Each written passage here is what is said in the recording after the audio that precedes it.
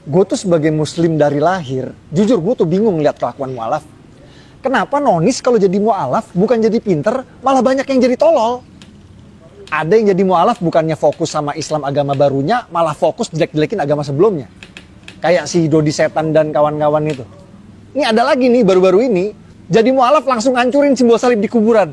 Ada apa dengan mualaf? Kenapa jadi mualaf bukan jadi pada pinter, malah jadi pada tolol? Mendingan lu pada dibalik lah ke agama sebelum lu. Ngotor-ngotorin Islam aja lu. Assalamualaikum warahmatullahi wabarakatuh. Berjumpa lagi dengan Detektif Jadi AMC ya. Channel yang akan membongkar segala macam tipu daya para polikardus penghujat penista agama Islam. Saya nggak ngerti lagi ya mau ngomong apa, dan sebenarnya dari kelakuan, sifat, dan apa yang dia tunjukkan, kita sudah bisa menilai orang ini ada di kubu mana. Permadi Arya alias Abu Janda ya teman-teman.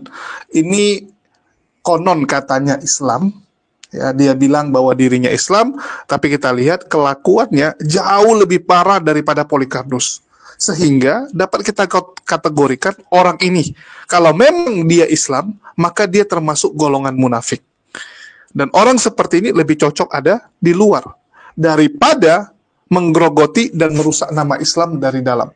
Apalagi setelah kita lihat kelakuan-kelakuan dia, pernyataan-pernyataan dia yang jelas-jelas berseberangan dengan Islam dan tidak mencontohkan seorang Islam yang benar.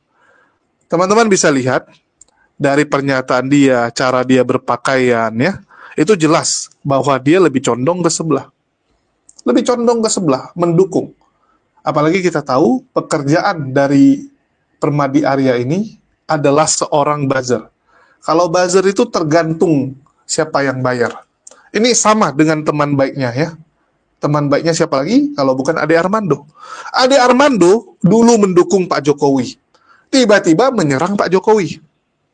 Kalian bisa lihat ya bagaimana serangan dari ya pihak buzzer ini kepada Pak Jokowi. Begitu Pak Jokowi tidak lagi jadi presiden. Sekarang tiba-tiba kemarin buat heboh lagi dengan angkat telur dan menjilat-jilat Gibran Rakabuming. Pak Gibran itu dijilat habis oleh Ade Armando. Ini menunjukkan apa? Ini orang tergantung.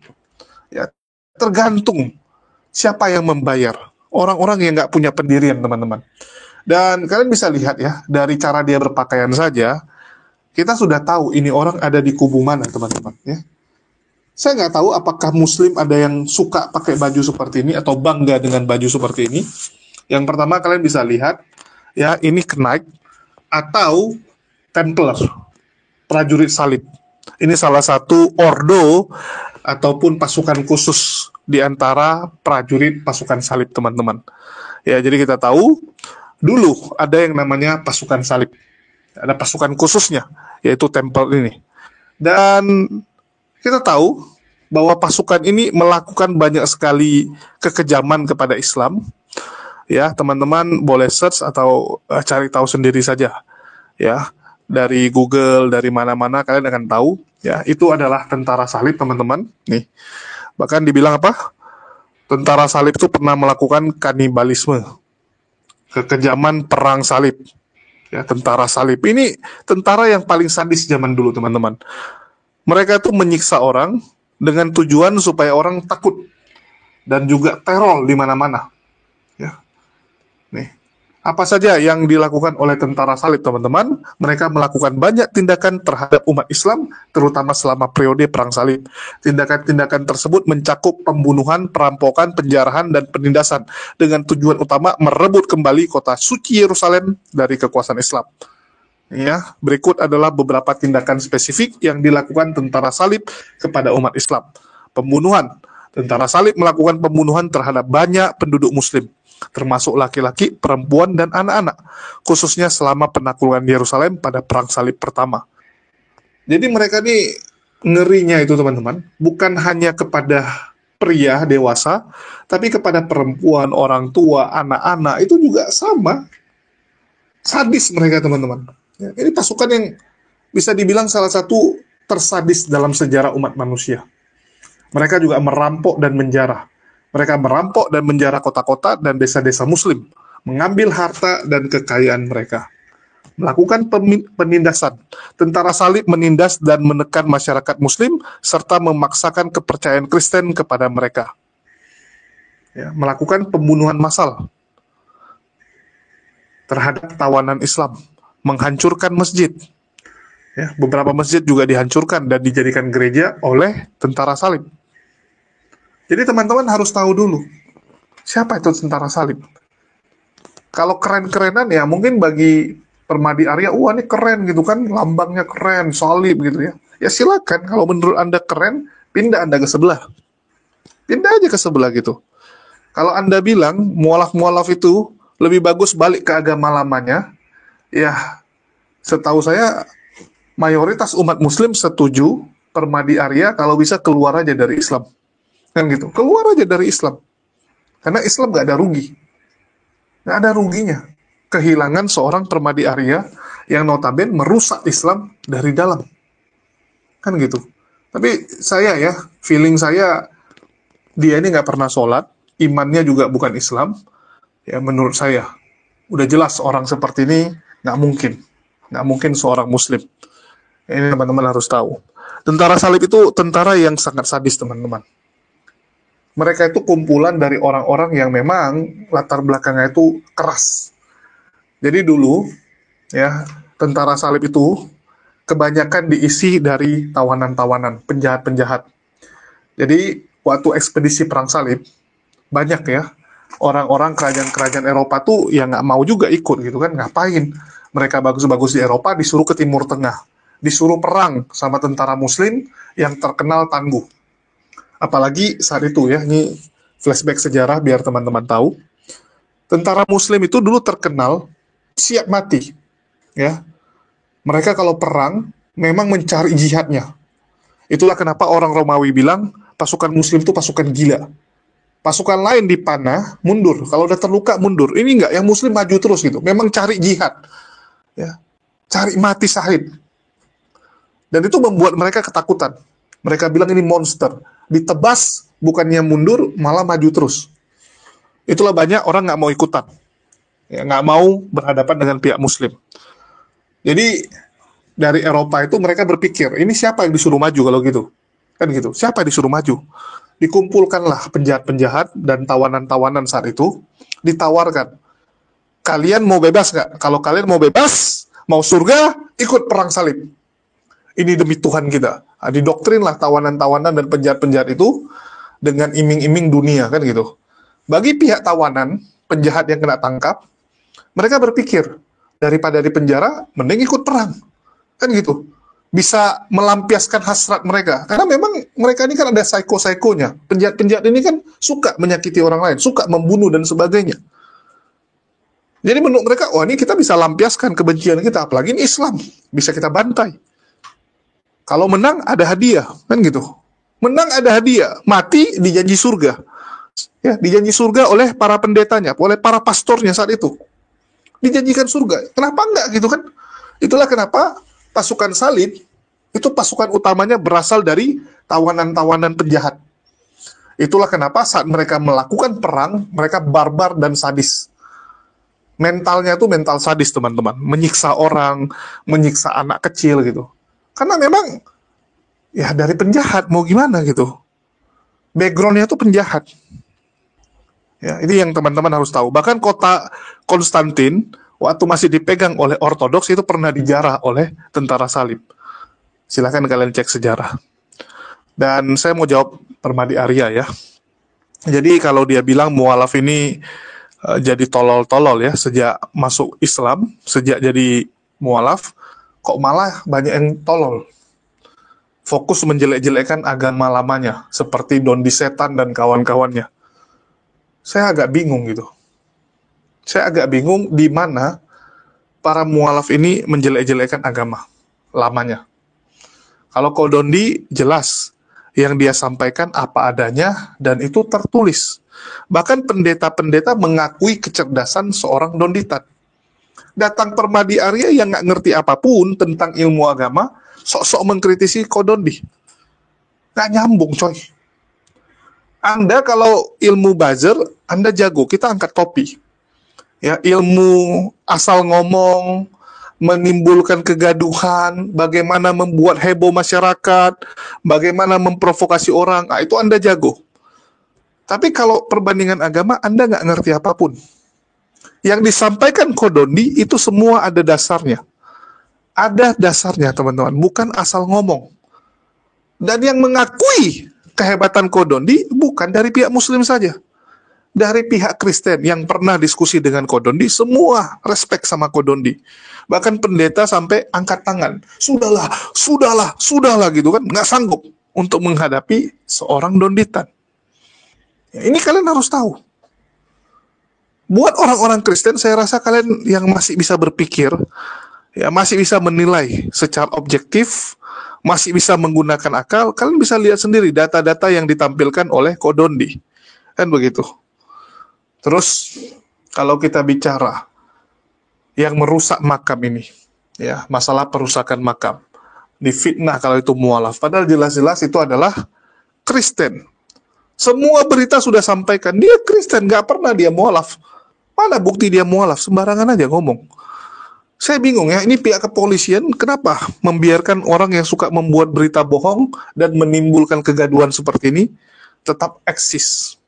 Ya, saya nggak tahu apakah karena dia memang punya link, ya memang dia dekat dengan penguasa sehingga suka-suka dia gitu kan. Tetapi di sini kita bisa lihat teman-teman, segala cara mereka lakukan untuk menjelek-jelekkan bahwa itu Islam pelakunya. Kan gitu. Bayangkan, awalnya mereka tuduh, oh itu pelakunya Islam. Begitu ketahuan itu Kristen, mereka ubah, oh itu mualaf gitu kan. Atau enggak itu dibayar sama orang Islam. Itu ada beberapa tuh, Polycarpus, begitu diserang, begitu ditanyain, kamu sudah buat berita bohong, berita fitnah, ya, mengatakan itu orang Islam, minta maaf kamu. Apa yang dilakukan oleh Polycarpus itu? Oh enggak, dia memang Kristen, tapi dia dibayar oleh Islam, kan kurang ajar. Termasuk si Noverina Solihin itu ya, masa dia bilang, oh itu dibayar ya. Kalau Permadi Arya bilangnya apa? Oh itu mualaf. Nah, ini kan jahat sekali. Jahat sekali. Inilah kelakuan mereka, teman-teman. Sadis. Segala cara mereka lakukan.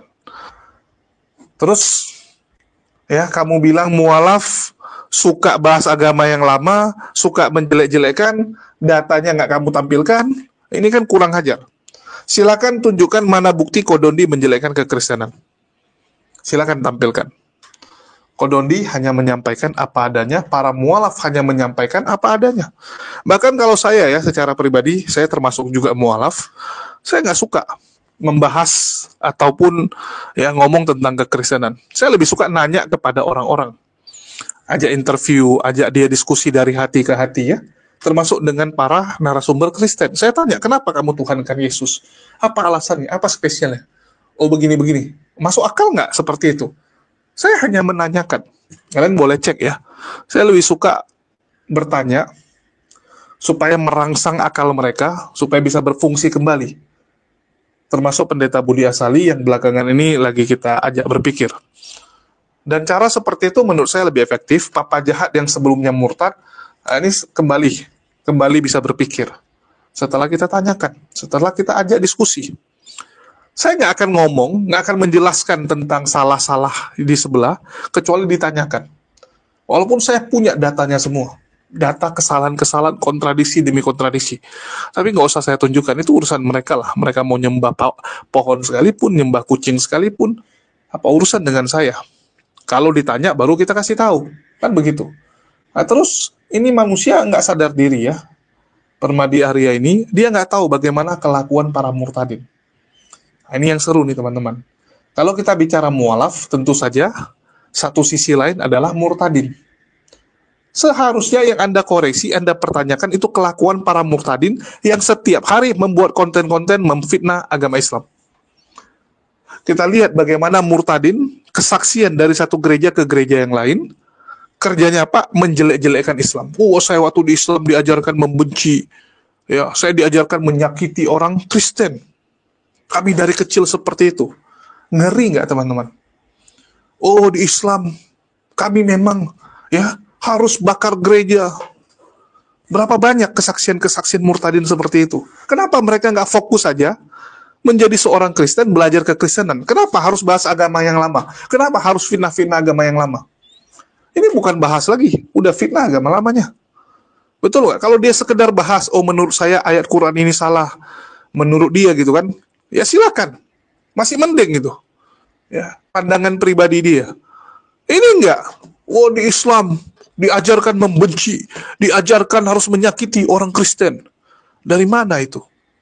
Kita lihat Saifuddin, Kosman bin Sunan, Fatimah Sedekah ya. Itu murtadin-murtadin jahat luar biasa, Effendi Usman dan sebagainya. Dan bedanya saya sama Permadi Arya, kalau saya ngomong, saya selalu tampilkan data. Ya, kita tampilkan sedikit ya supaya teman-teman lihat sendiri. Sejak dini diajarin sebuah kebencian, bukan hanya kepada agama loh, tetapi kepada sebuah produk-produk yang diproduksi oleh agama-agama tertentu. Bayangkan, kenapa mereka bisa begitu? Makanya mereka tidak bisa maju. Oleh karena ada perintah di sekolah-sekolah ternyata tidak luput. Guru-guru menyampaikan kebencian kepada anak-anak. Itulah saudara. Gimana menurut pendapat Mas? Ya, benar. Sangat disayangkan Bapak Ibu. Masih kecil, sudah diajarkan tentang kebencian. Betul. Sudah ditanamkan tentang kebencian. Bagaimana nanti generasi ke depan Bapak Ibu? Ini sangat kita sayangkan dan benar-benar kita sayangkan. Harusnya di sekolah itu dididik anak takut akan Tuhan. Bagaimana anak tersebut pintar, bagaimana anak tersebut punya karakter yang baik, menjadi anak yang beradab, menjadi anak yang baik, dan menjadi anak yang pintar. Bukan dididik supaya membenci sesuatu hal yang tidak ada sangkut pautnya sama sekali dengan pendidikan. Ini tidak ada sangkut pautnya sama sekali dengan pendidikan Bapak Ibu. Sangat-sangat dan sangat kita sayangkan. Seorang guru bukan memberikan contoh yang baik, tetapi seorang guru, bahkan banyak sekali oknum-oknum guru yang memberikan contoh yang tidak baik kepada anak didiknya. More nails is a revolutionary new adhesive uniform that sticks virtually anything to anything and eliminates the need for in even the most traditional Jesus, we're good. Solid toothpaste confidence and bond that dries straight away. Come on, nails. And can be used on a variety of materials, such as wood, masonry, and Christian. It's a miracle. No more nails. Now you can do it.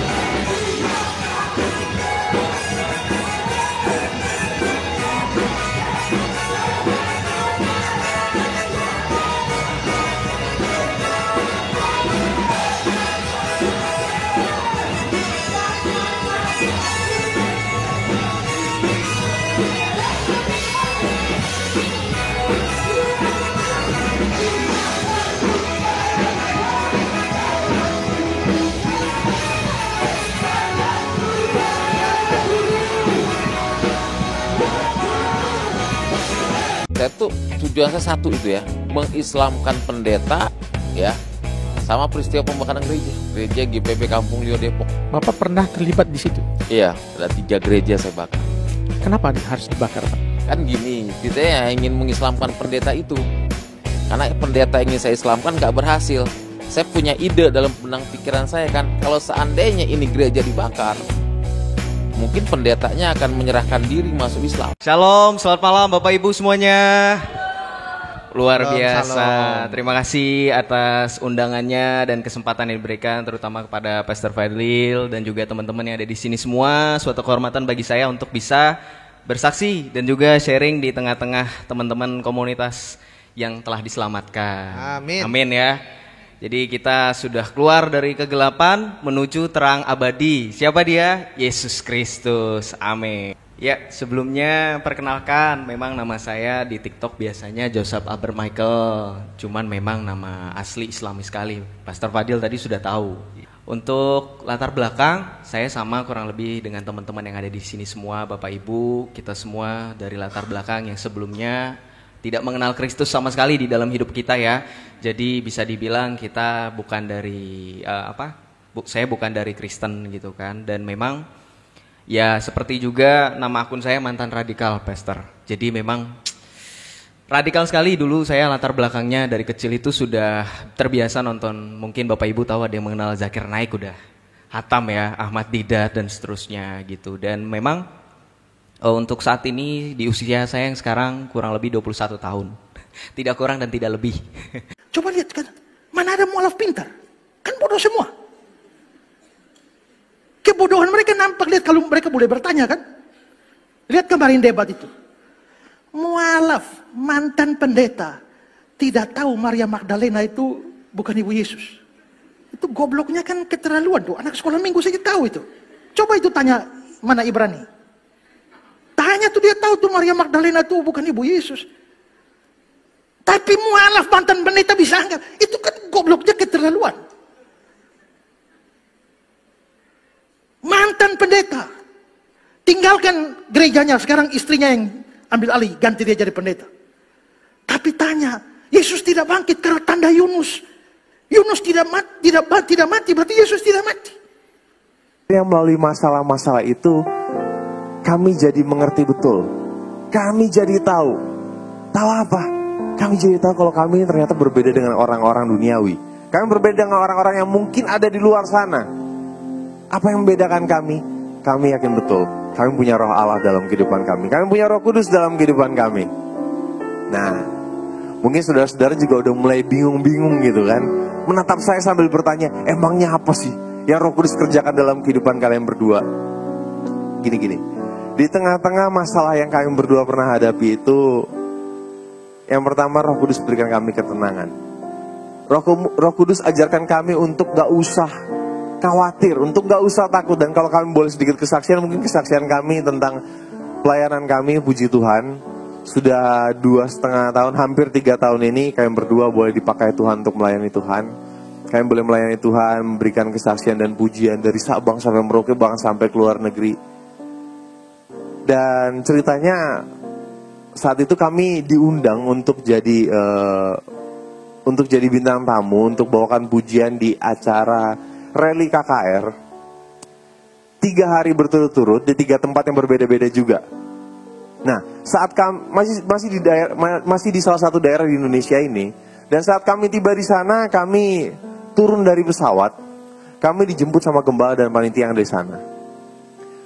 Tapi kami dijemput dengan wajah-wajah yang gimana ya? Kalau saya boleh bilang tuh bahasa Inggrisnya bilang wajah-wajahnya agak sepet. Iya, sampai saya ngomong sama istri saya, aduh sayang, kita salah apa nih sayang? Kok kita dijemput tapi mukanya kayak gini? Bener aja, belum sempat kami ngomong apa-apa, kami langsung ditarik sama gembala dan panitia yang ada di sana untuk istirahat di salah satu coffee shop yang ada di bandara itu.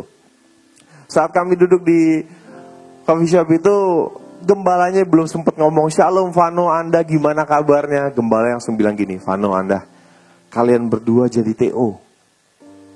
Saya bingung, saya tanya, maksudnya jadi TO gimana om? Iya Vano, ini kalian berdua jadi TO mau dibunuh. Saya makin kaget, saya tanya lagi, maksudnya mau dibunuh gimana om? Jadi gini Vano, ada beberapa orang atau ada sekelompok orang yang beranggapan karena istri saya ini memutuskan untuk mengikuti Yesus Kristus, maka hukum mereka istri saya ini darahnya halal untuk diminum. Dan gak sampai situ,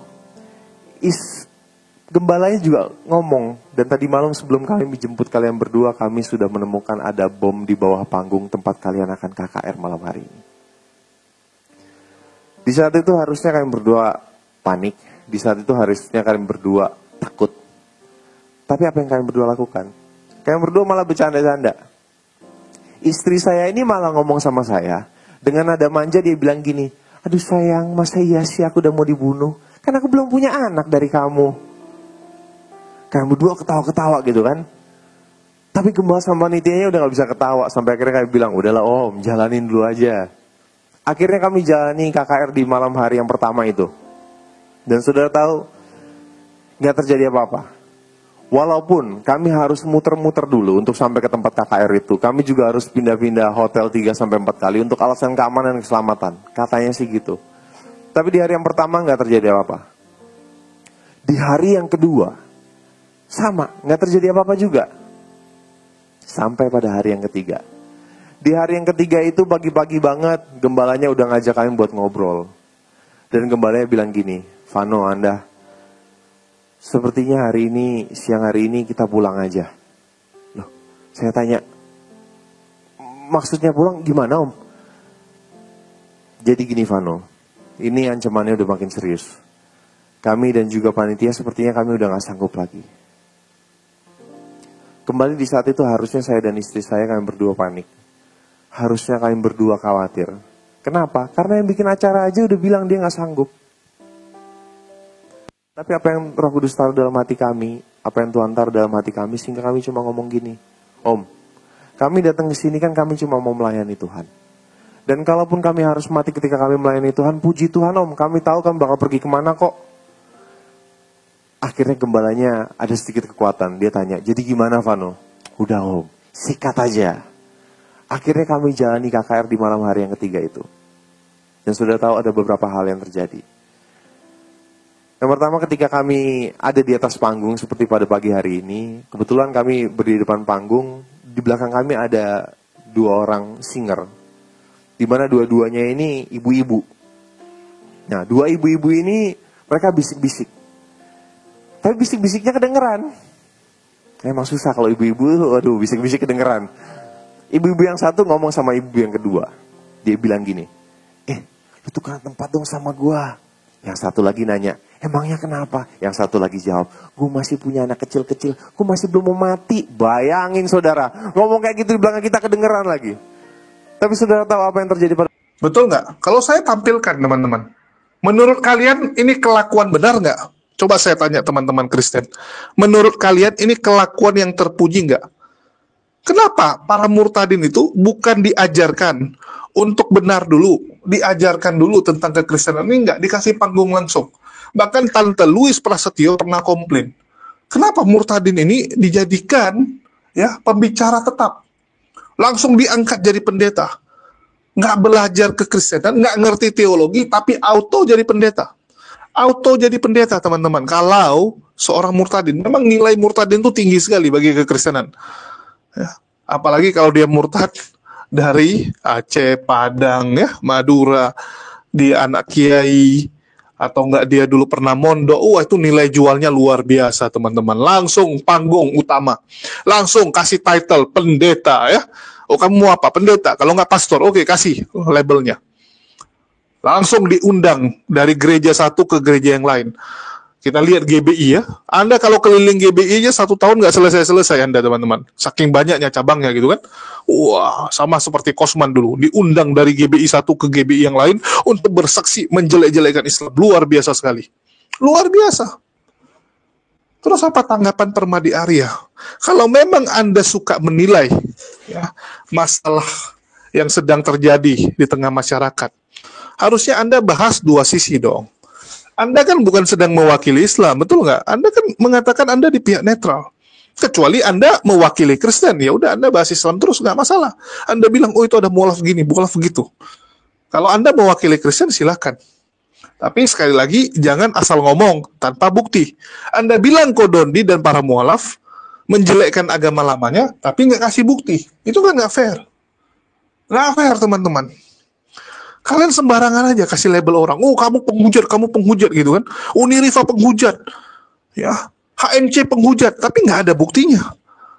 Suka-suka kalian. Bang Zuma penghujat gitu kan. Mana buktinya?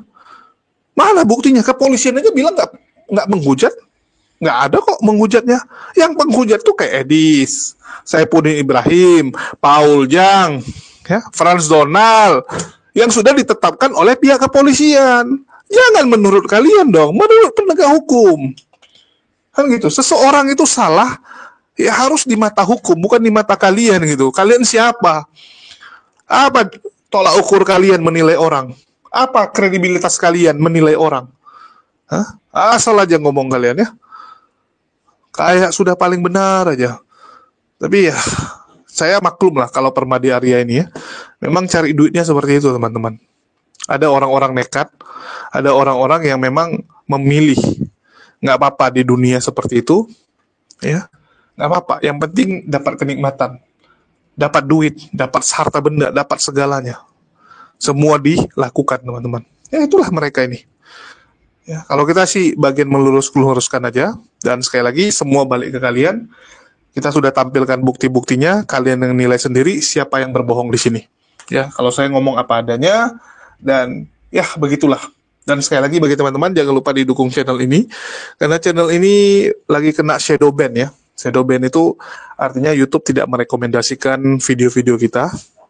Kalian bisa lihat dari jumlah subscriber dibandingkan dengan yang nonton. Ya, terjadi penurunan yang begitu besar ya sejak bulan lalu. Sejak channel utama saya terkena masalah, otomatis semua yang berhubungan juga kena. Untuk itu mari kita lawan shadow ban ini dengan cara bantu share ke semua sosial media teman-teman agar yang lain juga nonton sehingga YouTube lihat. Wah, mereka mau ban, sayang ini channel yang berpotensi, channel yang disukai oleh banyak orang, kan gitu. Kalau YouTube melihat wah ini channel disukai, mereka mau nggak mau ya sudahlah rekomendasikan saja. Jadi mohon bantuannya. Ya, sekian dari saya. Makasih buat semuanya. Di akhir kata saya ucapkan wassalamualaikum warahmatullahi wabarakatuh. Sampai jumpa di konten-konten kita berikutnya. Gue tuh sebagai muslim dari lahir, jujur gue tuh bingung lihat kelakuan mualaf. Kenapa nonis kalau jadi mualaf bukan jadi pinter, malah banyak yang jadi tolol? Gue tuh sebagai muslim dari lahir, jujur gue tuh bingung gitu. Dengan tingkah pola yang semakin tua dan juga terus provokatif, serta framing-framing negatif gitu.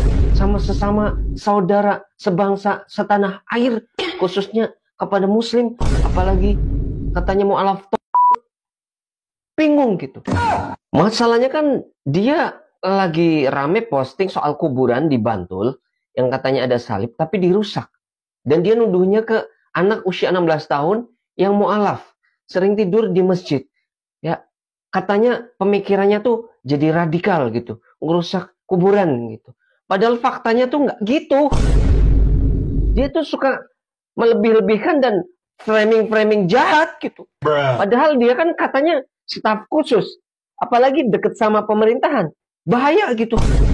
Dibilang katanya yang ngelakuin mualaf. Setelah kenal Islam jadi ngaco. Padahal dia yang sejak kecil Islam ngaco. Gimana gitu. Gue juga dapat info A1 dari tetangganya. Persis rumahnya tuh tinggal di samping rumah. Deket lah. Adeknya juga sering main sama yang katanya pelaku perusakan. Faktanya tuh nggak kayak Abu Janda ngomong gitu. Si anak 16 tahun ini tuh memang agamanya masih Kristen. Dan dia saudara sebangsa setanah air kita. Yang perlu harus dibina gitu. Gak justru dipojokin. Apalagi dituduh-tuduh mu'alaf. Padahal di media-media pemberitaan, jurnalis yang objektif juga, bahkan warga sekitar juga, Jogja, Bantul, itu dikenal toleran. Orangnya tuh damai. Tapi gara-gara satu oknum, ya apalagi anak usia 16 tahun yang perlu dibina, dia tuh nyangkut pautin sama isu intoleran nih.